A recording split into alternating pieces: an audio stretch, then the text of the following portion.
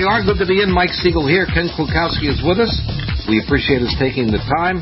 He is the General Counsel for the American Civil Rights Union. I referred a moment ago to the Citizens for the Republic, which is a PAC created actually by Ronald Reagan in 1977, and they've done a lot of great work with regard to previous ads that they've done.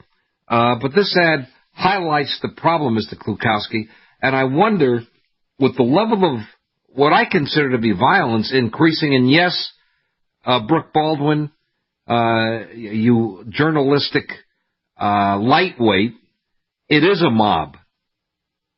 And to say that we're not going to allow people to use the word mob is absurd. So people like Brooke Baldwin should get a life and realize, I'd like to see them come on her front lawn and hang out there and see how she likes it. It's okay for the United States to get these people invading and common folk to have people and their families killed by the few, hopefully, who come in who are MS-13 and others. But there are Sinaloa cartel types. There are all kinds of people coming in that crowd, and these media are just the PR firm for the 14,000 who are there. But I wonder whether that and the violence going on in the country will accelerate, Mr. Klukowski. And if it does, I would shudder to think this, but I remember when they had the first election in Iraq after we eliminated Saddam, and they actually had a right to vote, there were reports that came out, you may remember, that people actually were getting killed standing in the voting line by the Iraqi guard, the elite guard of Saddam, the remnants of it, and the other people walked over the bodies because they were determined to vote. God bless them. So, I don't want to even conjure up that thought, but might we see violence on Election Day here? Well, I'll tell you, Mike, and call me Ken, and thank you. I'm glad that you're raising the issue about the increasingly violent rhetoric and how it can actually lead to physical violence. And I have to tell you, unfortunately, we have to be careful here. On one hand, of course, you and I don't want to scaremonger. I mean, we're public figures. We're helping inform people's opinions. So we don't want to be alarmist. On the flip side, we don't want to ignore what are real concerns out there. And the reality is, not only could it become violent, it actually already has. Senate Majority Whip Steve Scalise has already been shot. If he had not been attended as a member of senior House leadership, if he had not had a security detail of armed police officers who returned fire and took down the shooter, who knows what would have happened? You had someone there with a full-sized assault rifle who was emptying his magazine. There where elected leaders were there just enjoying the baseball game, for crying out loud.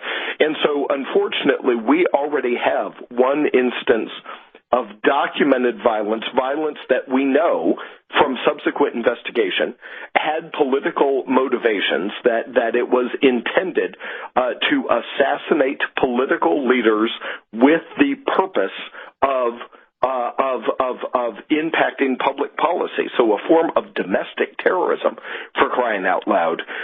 It's already happened once, and then you see this kind of rhetoric being spun up into a frenzy.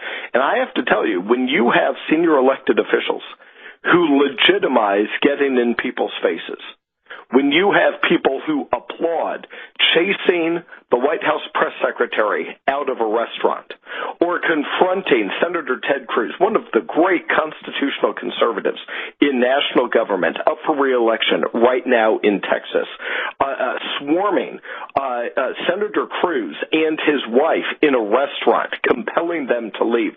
And by the way, that's another note here, and that is, back in the good old days, you left the spouses and the kids alone. not only did you not confront public leaders with threatening and even violent imagery, but there was an understanding that the spouses, usually wives, but not always, that the spouses and children, that they're really civilians here, that their names are not on the ballot, that they're entitled to their own private life, even if their father or their mother is a famous figure and a public person.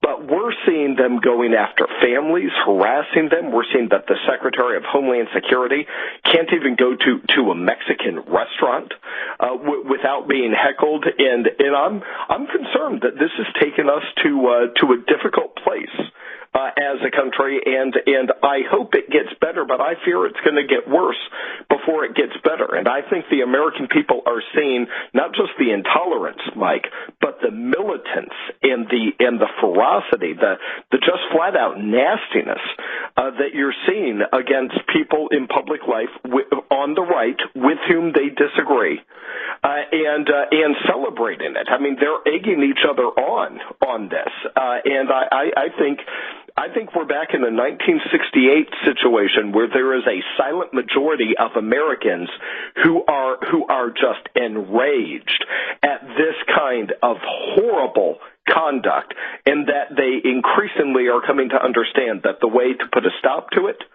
is to turn some electoral seats and create a conservative supermajority, solid, reliable governing majorities in federal office so that we can address this with law and order. Well, you're right on point. I would say this. I call Maxine Waters Mad Max. You can take her Which tongue in would be cheek. an insult to Mel Gibson, but I love the history. I'm waiting. Yeah, that's true, but I'm waiting for it to catch on. But I love that, Mad Max. Yeah, that's my name for her. Don't forget where it came, where you got it. You just recruited someone else in the media who's going to start repeating that. That's, thank you. An appropriate handle, unfortunately. It is unfortunate, but the thing that's really even more troubling, seriously more troubling, is I mentioned the former Attorney General Eric Holder saying kick them when they're down. Oh, my goodness. But also the former candidate for President of the United States who said about a week ago there'll be civility when we win the House or Senate or both, which means, in other words, it's blackmail. Either give us one of those bodies or it's all over. We're gonna go to the streets, apparently. President Trump nailed it when his comment on Hillary Clinton saying what she said is, she just doesn't get it. After all this time, after 2 years in, she really doesn't understand why she lost the election. But you're right. If you couple that, because she might be yesterday's news, then again she might run again. I hope if she's drinking her own Kool-Aid and thinks that the only reason she lost the election is she thinks somehow Russia stole it or whatever. It's hey, let her run. And I've been told by guests on this program that they're convinced she's going to run, which is fine. But how does a candidate for president, a credible only? I mean, to me, she was a criminal, but credible in the sense she ran on a major party platform. She was the first lady. She was Secretary of State, and she says no civility until we win. That's called extortion or blackmail or both. And ironically, wasn't she the one who challenged Donald Trump on the debate stage, asking him if he would accept the results of the election, challenging him to say he would abide by that result? But I'll tell you, to shift from that to Eric Holder, as you said... We'll go to Eric Holder when we come back. I've got to get to a hard break here, so we'll come right back with Ken Klukowski, Mike Seigel in. We got a lot more coming, including more on Eric Holder, who's despicable. Stay with us.